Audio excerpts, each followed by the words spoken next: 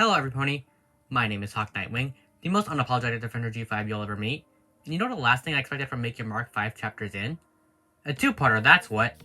I genuinely thought the format was done after FIM ended, but we got one, and let me say already, it is incredible. This episode, yes, I'm counting both parts as one full episode for clarity's sake, managed to pack in so much into 45 minutes, and it somehow works. Not only did it give a satisfying answer to Misty's past, but we also got explicit world building in the form of the Dragonlands. I know you're all waiting for me to actually get into the episode, so we're going into it now.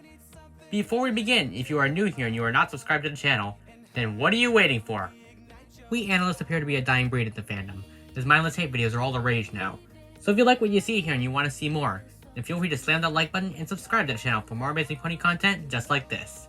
YouTube's algorithm works in mysterious ways. Small contributions like this make a huge difference in helping me grow. Without further ado, this is my review of Chapter 5 Episodes 2 and 3, Family Trees.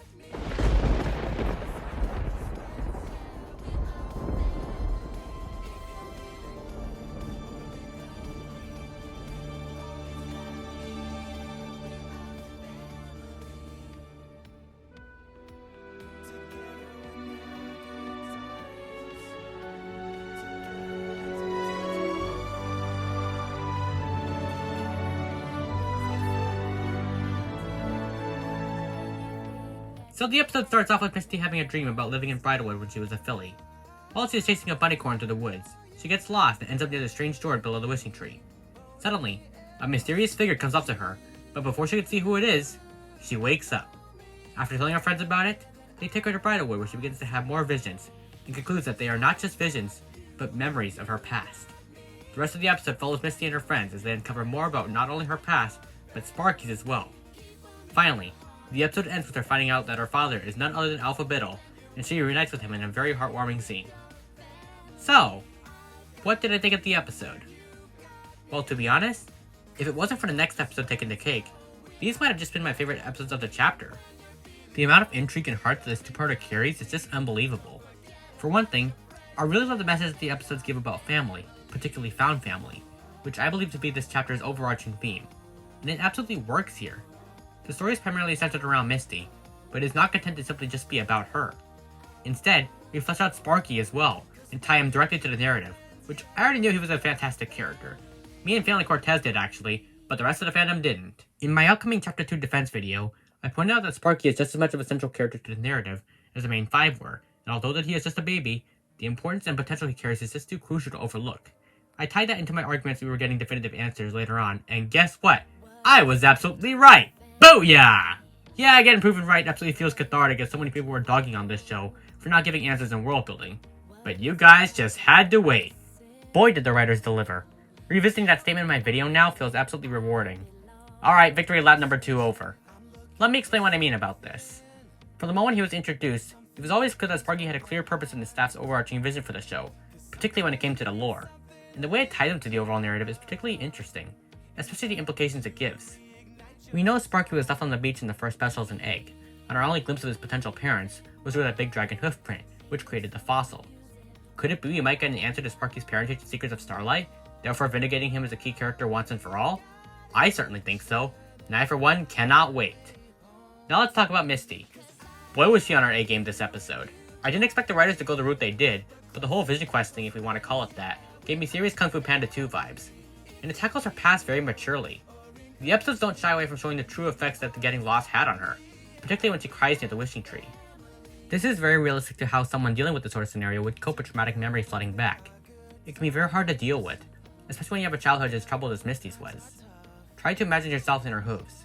You're just going about your life, playing in the park, not having any care in the world, and then one day, you're all of a sudden ripped away from that with zero explanation, and you're left on your own, with no knowledge on how to survive. And to top it all off, for your entire life, you're groomed and made be subservient to someone who always abuses you. And all you remember about your past as you grow up is that fateful day you got lost, and you were separated from your family forever. The memories become hazy, only left as passing dreams, until you can barely remember anything at all. That is incredibly depressing to think about, and it adds a whole new dimension to all of Misty's previous appearances. Since Make Your Mark is a more story-focused show, I can't help but think of the traditional unicorn sleepover as foreshadowing for this episode, as there were several references to Bridalwood and its traditions. We didn't think of much of it at the time, but man, does this episode redefine it all in a whole new way. Seeing her ultimately choose to put Sparky's family first just goes to show how selfless she is, and how she's willing to forfeit her only chance to discover the truth about her past so Sparky can discover his. A lot of it, of course, comes out of guilt for what she did, of course, but it's also because she has a very kind heart. She puts others before herself. She cares for Sparky, and after putting his life in danger and giving him to Opaline, she still doesn't forgive herself, and she wants to do whatever it takes to make it up to him. That may seem innocuous on the surface, but it's actually a huge indicator as to how much blame Misty puts on her shoulders for her past actions. She's redeemed herself, but she hasn't forgiven herself. It's one thing to make the right decision and turn to the side of good, but how much does the past stay with you? How much does it define and gnaw at you, even as you try and prove that you've changed? It's something that only the best MLP redemption arcs have had the guts to tackle, like Sunset Shimmer and Starlight Glimmer. Redemption doesn't automatically equal forgiveness. And I believe that this is the arc that the writers are going for here. Her friends may have forgiven her, but has she forgiven herself? No. And in order to truly get rid of her past and cast it to the wind, she has to move forward and find herself as her own pony. She can't be bogged down by the past and let it consume her. By choosing to help Sparky here, she's actively choosing to let go, and to let Sparky be with his family. This is a crucial stepping stone towards the culmination of her arc, and I love how it is going so far. Speaking of which, how are the Dragonlands themselves? After what seems like so many moons, we finally get to see it in the present day, and it's... okay? I mean, I definitely like the old look better in G4's day, but this? It's not bad, just not all that distinguishable from other foresty locations. I get that not everything can stay the same, but I don't know what happened to cause the Dragonlands to change so much. I'm certainly intrigued, don't get me wrong, but the locale doesn't really strike me as habitable for plant life. The only explanation I have for it is that dragons have been hibernating for so long that all the lava has cooled and trees have grown in their place. But again, it's not the most visually interesting place. Compared to the breezy night market, which looks exotic and has an air of mystique, and I'm not getting the same vibe from the Dragonlands. Maybe when we see it populated by more dragons, it'll make more sense. It's not a bad redesign by any means, as I said, but I would have preferred more fire and more lava because, as it stands, it doesn't really feel like a place for dragons. It feels more like ponies could live here, honestly. And I don't think that's the vibe we should be getting. When this location was first used in trailers and promotion material, I was fine with it, as I saw it to be a home for the breezies, not the dragons. I mean, the Dragonland should be this cruel, inhospitable, dark, fiery, and full of lava. Not whatever this is. Again, it's not bad by any means. Just not what we should be getting from a place that's supposed to house fire-breathing dragons. But that critique aside, the breezes are cool, and I like the added touch of their voices just being pony language sped up. It's definitely very funny. The night market itself is really nice, and so is the music going with it. I mean, have you listened to the cue that plays here? Wow! It's interesting that the night market houses ancient and questioning artifacts, and with the very intriguing reveal we got in the next episode, I don't think this is the last we've seen of this place. It really gives the breezes a sort of collector or trading civilization vibe, which is a lot more interesting than how their society was portrayed in G4, I'm not gonna lie. I think giving the breezes their own culture and economic system was very smart, and it gives them reason to exist as their own entities. I also love how Sunny is characterized throughout this. She's the voice of reason of the group, and is the only one keeping Zip from giving Misty a heart attack. I like the tension that brews between them, and it's clear that Zip has a lot of learning to do when it comes to personal boundaries. Pip's social media antics have also been dialed back big time, and the more we see her away from her phone, the more we seem to be getting the true Pip petals. Not the social media obsessed influencer, but the supportive sister who loves to sing and express her creativity through perfume and beauty lines. It's a subtle nod as to how she's meant to be the rarity of the group, without making her outright rarity, which is a dangerous line to cross, certainly, and they pass with flying colors. She doesn't have a whole lot to do, admittedly, but seeing her make a conscious effort to live in the moment and be away from her phone is pretty neat. Also, seeing Hitch beginning to cope with the fact that one day, he'll have to give Sparky up is really sad. We've seen how attached he is to him, and how he'll do anything to protect a creature he practically calls his son. The thought of losing Sparky saddens him, and you get to see that fatherly grief shine in through once again.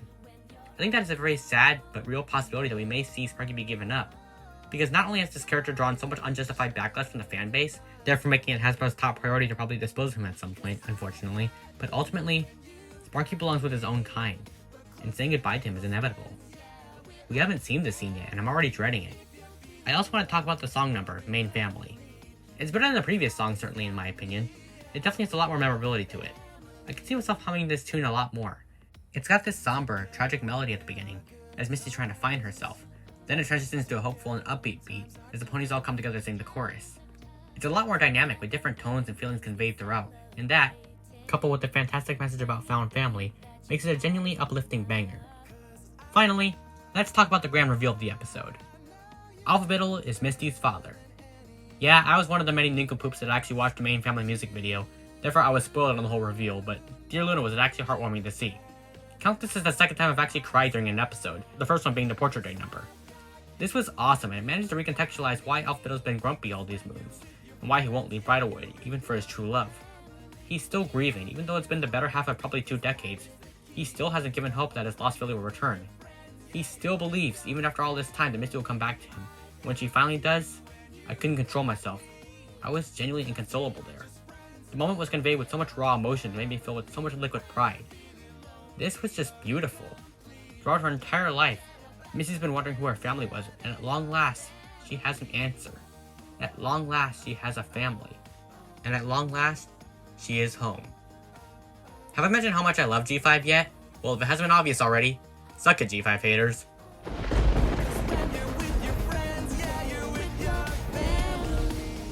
So, that was the Family Trees 2-parter. Man, was this absolutely incredible. This is one of the many moments where I can say with absolute confidence that G5 has surpassed G4 in terms of quality. And it only gets better from here. I know that sounds hard to believe, but I kid you not when I say this chapter was a godsend. The amount of heart and world building that these episodes carried is absolutely fantastic, and I would recommend it to anyone looking for a rich emotional experience about the power of family. I pretty much said everything I needed to say, so all I'll say is that it's certainly a 2-parter that I see myself rewatching over and over again. But what do you all think? Is this your favorite episode of Chapter 5? Or even the whole series? Or does the next one just slightly edge it out a little? Let me know in the comments below. Until next time, this is Hawk Nightwing signing out. Hoof to heart.